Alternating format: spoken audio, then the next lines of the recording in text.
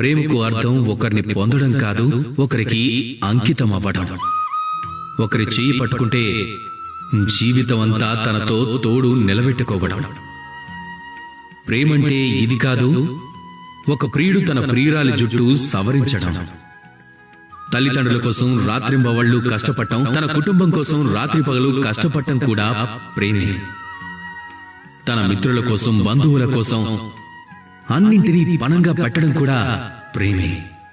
మన మాతృభూమి కోసం ధైర్యంగా నిలబడటం, అలాగే తన ప్రాణాలను సంతోషంగా త్యాగం చేయడం కూడా ప్రేమే అవుతుంది. అందుకే తెలివైన వాళ్ళు ఎవరున్నారో వాళ్ళెప్పుడు ప్రేమ పరిభాషను పట్టించుకోరు.